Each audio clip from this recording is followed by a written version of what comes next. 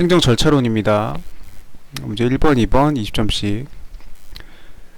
영업자 지위 승계 신고. 네, 이것도 딱 봐도 딱 그 판례 냈을 거라는 느낌이 딱 들죠. 네, 민법과 같이 문제 1번은 정확히 딱 그 해당 대법원 판례를 갖고 와가지고 그대로 문제 냅니다. 네, 갑은 그의 소유인 A씨 소재 건물에서 유흥주점 영업을 해오고 있던 중에 본인 건물이에요.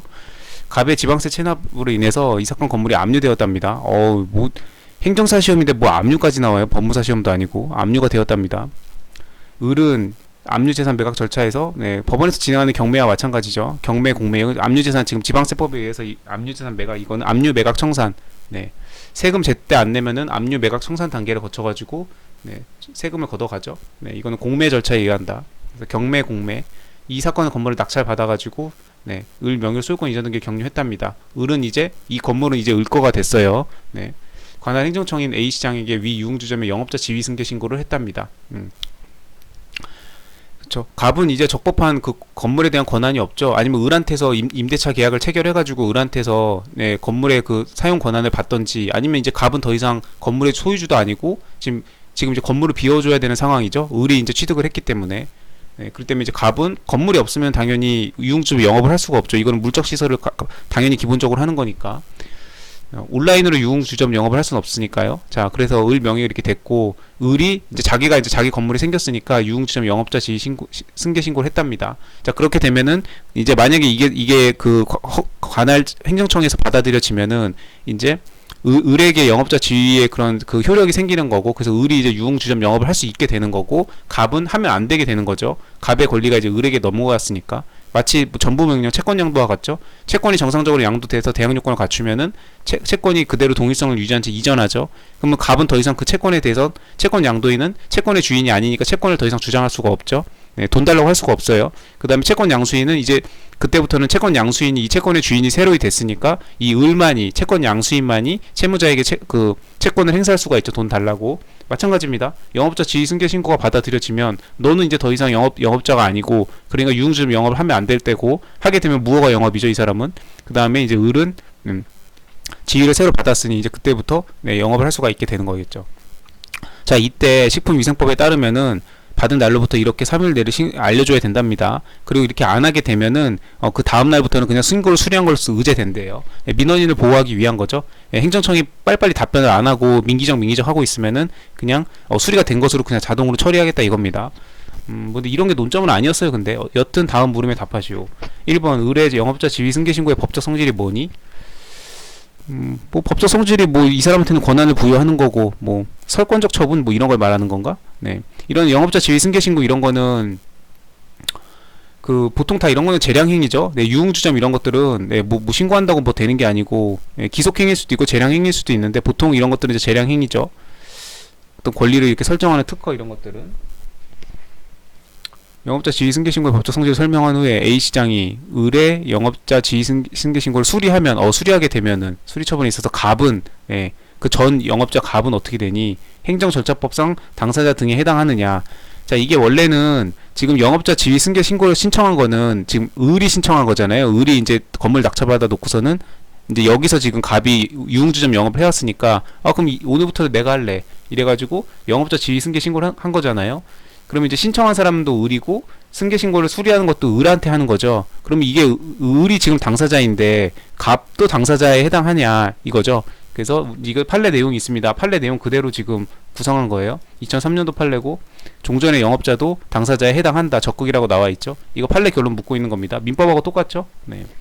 그대로 행정법 판례 물어보는 거고, 그래서 당사자 등에 해당한다. 뭐 결론부터 얘기하면 해당하는 게 맞고, 그 다음에 판례 보면서 다시 볼게요. 그 다음에 A시장이 을의 영업자 지위 승계 신고를 수리하지 않을 경우, 거절할 경우에 그 불수리 처분에 대해서 신청에 대한 거부 처분이죠. 신청에 대한 거부 처분일 경우에 이 처분의 사전 통지, 그 다음에 22조 의견 청취, 23조 처분의 이유 제시, 이건 행정절차법에서 반드시 외워야 되는 조문이죠. 3개.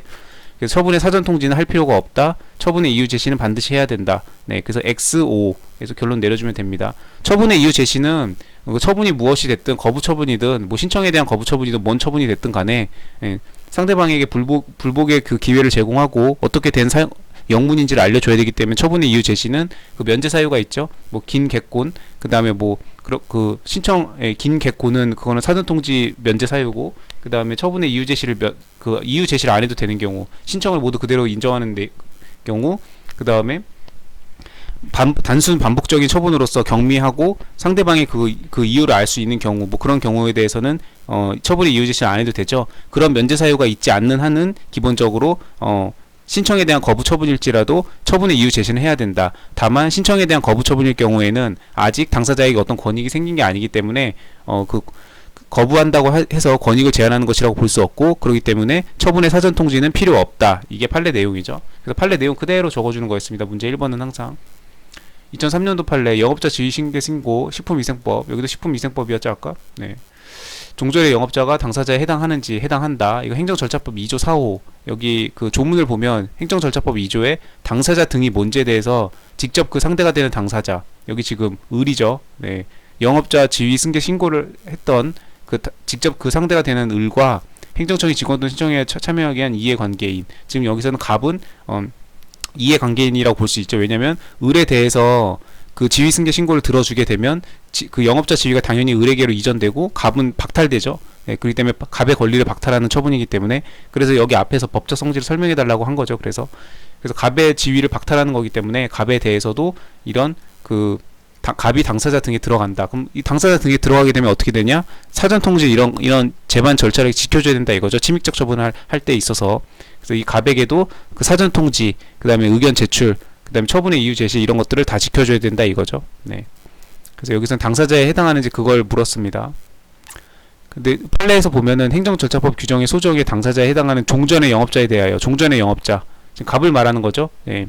지금 건물이 공매에 넘어감으로 인해서 지금 졸지에 지금 나앉게 생긴 갑이죠. 종전의 영업자에 대하여 당사자에 해당한다고 했습니다. 그래서 위 규정 소정의 행정 절차, 사전 통지, 그 다음에 의견 제출, 청문 공청회 등을 하는 경우 청문 공청회를 하고, 청문 공청회를 안 하는 경우에는 의견 제출의 기회는 반드시 줘야 된다고 했죠. 그 다음에 23조 처분의 이유 제시, 네. 이렇게 해서 행정 절차를 거치고 처분을 하라 이거죠. 그래서 이거는 뭐 옛날 판례이긴 하지만 너무너무 중요한 판례죠. 네.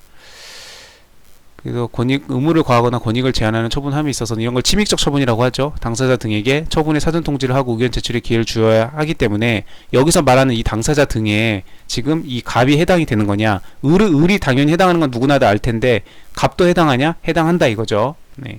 그래서 이거는 뭐 너무 중요한 판례였고, 식품위생법 이렇게 해가지고 지방세법에 의한 압류 매각 절차에 따라서 이거 그대로 지금 내용 갖고 왔죠. 네. 항상 문제 1번 이 사례 문제, 이거는 항상 행정법 판례, 민법 판례 그대로 갖고 온다는 거, 매각 절차에 따라. 아까 민법에서는 날짜만 살짝 바꿨죠. 연도만.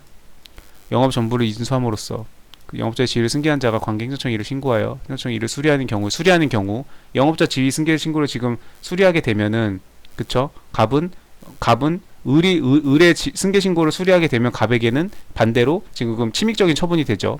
네. 갑의 그 영업자 지위가 이제 소멸되니까, 없어지니까, 을에게로 옮겨가니까. 그래서 효력을 잃는다 할 것이고, 종전의 영업자는 그 효력을 잃는다. 따라서 종전의 영업자에게는 침입적 처분이죠. 종전의 영업자의 권익을 제한하는 처분이다. 네. 계속 반복해서 지금 얘기하고 있죠. 그래서 이 내용들 다 써주면 됩니다. 그냥 판례 그냥 갖다 박으면 돼요.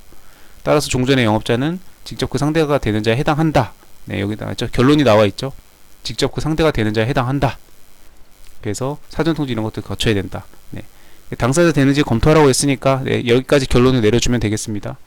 그 다음에 이 조문, 이 당사자 등에 대해서 행정절차법에서 이렇게 규정하고 있다는 거 언급해주고,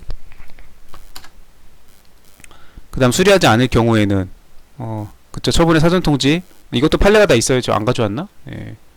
이것도 판례가 다 있고, 네. 사전 통지는, 네. 그 신청에 대한 거부 처분이죠. 지금 승계 신고를 신청한 거고, 신청에 대해서 지금 이거 불수리 처분 거부하는 경우에는 신청에 대한 거부 처분, 너무너무 중요한, 네, 범용 판례죠. 항상 쓰이는. 그래서 신청에 대한 거부 처분의 경우에는 아직 당사자에게 권익을 부여한 바가 없기 때문에 신청하기 전의 상태로 돌아가는 것에 불과하고, 네, 그렇기 때문에 사전 통지는 거치지 않아도 된다. 다만 처분의 이유 제시는 그거랑은 상관이 없죠. 처분의 이유 제시는 그냥 처분을 할 때 기본적으로 면제 사유가 있지 않는 한은 뭐 신청의 내용을 그대로 모두 인정하거나 지금 그런 경우가 아니죠. 지금 불수리했잖아요. 지금 이때는 당연히 왜 불수리했는지 처분 이유 제시를 해야죠. 그래야 그걸 보고 당사자는 불복을 할 테니까. 예, 그렇게 해서 판례 내용 적어주는 거였습니다.